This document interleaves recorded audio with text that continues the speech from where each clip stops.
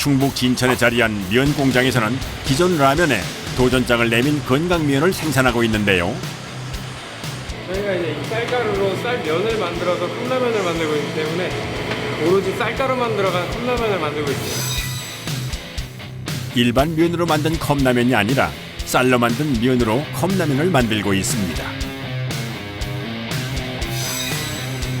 쌀면 작업의 시작은 반죽. 밀가루와 전분이 전혀 포함되지 않은 순수 쌀가루를 반죽기에 넣어줍니다. 하루에 한 번 뽑을 때 13반죽씩 뽑기 때문에 총합 52포대로 옮깁니다. 쌀가루에 소금과 각종 배합 재료를 넣은 뒤 물과 섞어주면 재료 준비는 끝.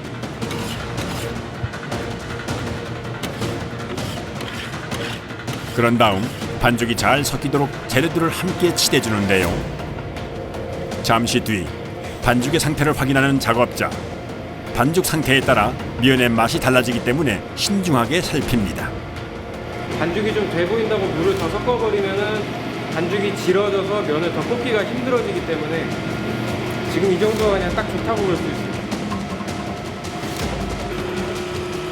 완성된 반죽은 반죽기 옆 통으로 옮겨주는데요. 여기서 만드는 쌀면은 베트남, 태국 등 동남아 국가의 쌀면과는 재료도 뽑는 방식도 완전히 다릅니다. 우리나라에서 생산되는 쌀은 이제 품종이 자포니카종이라고 살기가 강해요. 찹쌀같이. 그래서 가래떡 볶듯이 반죽해서 가열하고 압출 성형이라고 하는데 이제 뽑아내는 그런 형태의 쌀인데 좀 많이 까다롭고 어려워요. 예민하고. 그래서 날씨, 온도 그리고 이 안에서의 모든 조건들이 되게 좀 민감하게 반응을 합니다. 재료 자체가 민감하고 예민하다 보니 신경 써야 할 부분도 많은데요. 작업이 시작되고 끝날 때까지 반죽이 기계에 달라붙지 않도록 하는 것도 그 중에 하나입니다. 반죽이 이 벽면 부분에 들러붙어서 안쪽으로 빨려 들어가지 않기 때문에 가운데로 모아서 빨려 들어갈 수 있게끔 긁어주는 겁니다. 쌀 반죽이 찰기가 워낙 강해 작업자가 도와주지 않으면 기계 안에서 반죽이 겉돌기 때문입니다. 쌀국수는 보통 제조 방식에 따라 압출면과 증숙면으로 구별되는데요. 이곳의 면은 압출 방식으로 마치 냉면처럼 뽑아져 나오는 것이 특징입니다. 긴 면은 기계에서 자동으로 잘라주는데요. 메밀국수는 사람 손으로 뽑잖아요. 네, 이거는 이제 기계로 30마력 압력으로 밀어내는 거죠. 그래서 입자가 되게 곱고 찰지고 쫄깃쫄깃합니다. 면의 탄력이 좋을수록 식감도 좋다는데요. 때문에 나오자마자 확인은 필수. 한눈에 봐도 탄성이 꽤 좋아 보입니다. 면이 이렇게 쫄깃쫄깃하게 나오지 않으면 뜨거운 물을 붓고 이렇게 복원을 시켜야 되는데 그 과정 중에 면이 이제 뚝뚝 끊어져 버린다거나 이에 들러붙거나 이런 현상이 생겨버려요. 이곳에서 하루 생산되는 쌀면은 1만여 개. 성형기를 통해 뽑아져 나온 면은 라인 위에서 3등분으로 착착 접어주는데요. 그 이유가 있습니다. 이거를 이렇게 접어 나가야지 나중에 용기에 넣기 예쁘고 안 접히면은 말리는 과정에서 부서지거든요. 저희가 말리는 과정에서도 이렇게 접어줘야지 잘 말르거든요. 면은 나오자마자 바로 접어주는 것이 포인트. 그래야만 모양 변형을 막을 수 있습니다. 이때 면의 불량 여부도 함께 확인을 해주는데요. 요거는 여기 뭉쳤잖아요. 그래서 뺀 거예요. 폐기해야죠. 상품으로 나갈 수는 없잖아요. 불량 검수까지 무사 통과한 반죽들은 다음 단계로 향합니다. 라인을 따라가며 면을 한 번 더 식혀줍니다.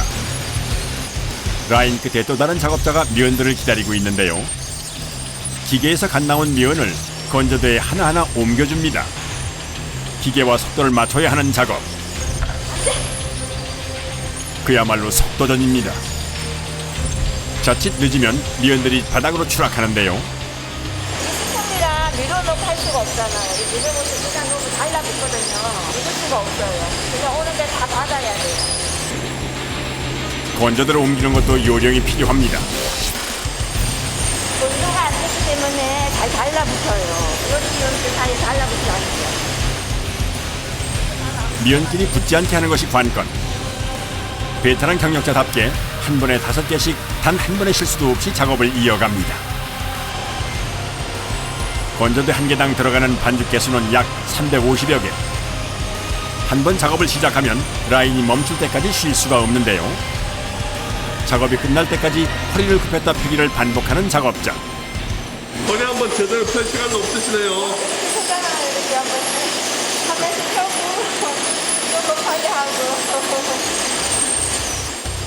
면에 이상이 없다면 그걸로 족합니다.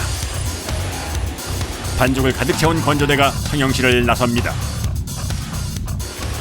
나오자마자 먼저 소독해둔 비닐을 건조기에 씌워주는데요.